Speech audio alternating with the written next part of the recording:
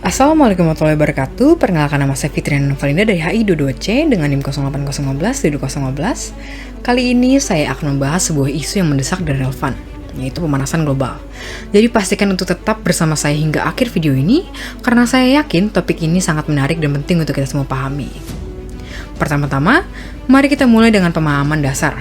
Apa sebenarnya yang dimaksud dengan pemanasan global? Pemanasan global adalah peningkatan suhu rata-rata atmosfer bumi dan oceanografi bumi dalam beberapa dekade terakhir. Banyak faktor yang berkontribusi, akan tetapi peran manusia, terutama melalui emisi gas rumah kaca, menjadi pendorong utama adanya pemanasan global ini.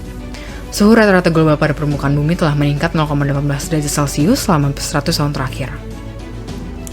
Intergovernmental Panel on Climate Change atau IPCC menyimpulkan bahwa sebagian besar peningkatan suhu rata-rata global pada sejak pertengahan abad ke-20 kemungkinan besar disebabkan oleh peningkatnya konsentrasi gas-gas rumah kaca akibat aktivitas manusia melalui efek rumah kaca.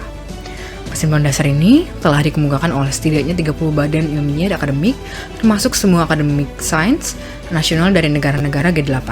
Akan tetapi, masih terdapat beberapa ilmuwan yang tidak setuju dengan beberapa kesimpulan yang dikemukakan oleh IPCC tersebut. Selanjutnya, mari kita bahas dampak pemanasan global. Ini bukan hanya tentang suhu yang meningkat. Perubahan iklim mempengaruhi cuaca, ekosistem, dan manusia. Banjir, kekeringan, dan badai yang lebih kuat semuanya terkait dengan pemanasan global. Kami akan melihat bagaimana perubahan ini mempengaruhi kita semua. Jika kita melihat dampak dari pemanasan global di Indonesia, pemanasan global yang terjadi di Indonesia dapat mempengaruhi ekosistem makhluk hidup di Indonesia. Terlebih lagi, Indonesia merupakan negara maritim sehingga terdapat berbagai sumber daya alam baik di laut maupun yang ada di darat. Pemanasan global tersebut mengakibatkan punahnya berbagai jenis flora dan fauna yang ada di Indonesia. Selain itu, pemanasan global menyebabkan kenaikan suhu global sehingga siklus air dan kelembaban udara menjadi terganggu. Contohnya di tahun 2015 akibat El Nino, Pulau Bali dan Nusa Tenggara terdampak fenomena tersebut, mengalami defisit air bersih sekitar 20 miliar meter kubik. Apabila siklus air yang ada terganggu, maka akan berdampak pada pertumbuhan tumbuhan sehingga menghambat laju produktivitas primer. Selanjutnya, mari kita pahami yang lebih dalam apa yang menyebabkan pemanasan global. Salah satu kontributor utama adalah emisi gas rumah kaca seperti karbon dioksida dan metana. Sumbernya bervariasi seperti efek rumah kaca yang merupakan salah satu aktor yang paling utama terjadi di hampir seluruh dunia.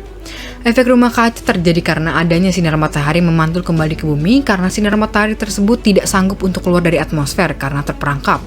Selanjutnya ada penggunaan bahan CFC yang berlebihan. Klorofluorkarbon merupakan salah satu bahan kimia yang biasanya digunakan pada kulkas dan AC. Apabila CFC ini diproduksi secara over, maka dapat memicu terjadinya pemanasan global di Indonesia. Lalu selanjutnya ada polusi kendaraan bermotor. Indonesia merupakan salah satu negara yang padat penduduk. Kepadatan penduduk inilah yang menyebabkan terjadinya polusi kendaraan berlebih karena sebagian besar masyarakat Indonesia menggunakan kendaraan. Polusi yang dihasilkan oleh asap kendaraan bermotor adalah salah satu penyumbang terbesar terjadinya pemanasan global. Hasil dari pembakaran kendaraan bermotor menghasilkan banyak gas karbon dioksida yang memerangkap panas matahari atau panas yang ada, sehingga panas tersebut tidak bisa keluar dari atmosfer bumi. Lalu yang selanjutnya ada kerusakan hutan. Tak bisa dipungkiri bahwa hutan merupakan sumber penghasil oksigen tertinggi. Namun dewasa ini, hutan di seluruh Indonesia maupun dunia banyak mengalami kerusakan akibat pembakaran dan penebangan liar. Akibatnya, produksi oksigen menjadi sedikit dan gas karbon dioksida yang seharusnya dapat diserap banyak oleh hutan menjadi berkurang. Hal tersebut akan memicu semakin cepatnya pemanasan global pada bumi. Namun tidak semua harapan hilang. Ada upaya global yang sedang dilakukan untuk memitigasi pemanasan global. Kesepakatan internasional, investasi dalam energi terbarukan, dan perubahan perilaku individu semuanya memiliki peran penting dalam membentuk masa depan yang berkelanjutan. Mari kita lihat apa yang bisa kita lakukan. Yang pertama ada mengurangi penggunaan bahan bakar fosil seperti minyak bumi. Bahan bakar fosil merupakan salah satu penyebab utama dari pemanasan global. Selanjutnya ada gunakan energi yang ramah lingkungan dan energi terbarukan. Lalu mengadakan seminar kampanye atau sosialisasi yang berkaitan dengan pemanasan global.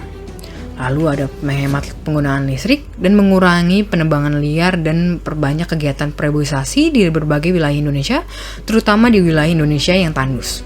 Setiap dari kita memiliki peran dalam menjaga bumi ini.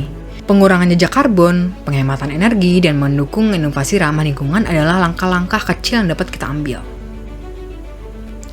Terakhir, Mari kita diskusikan mengapa penting bagi kita semua untuk peduli dan bertindak.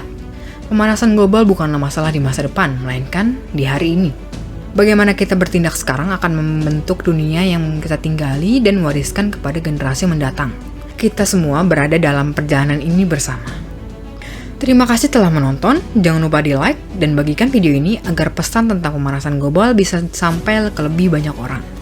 Kita bisa membuat perubahan positif jika kita bergerak bersama. Sampai jumpa di lain kesempatan dan tetap peduli pada lingkungan. Wassalamualaikum warahmatullahi wabarakatuh.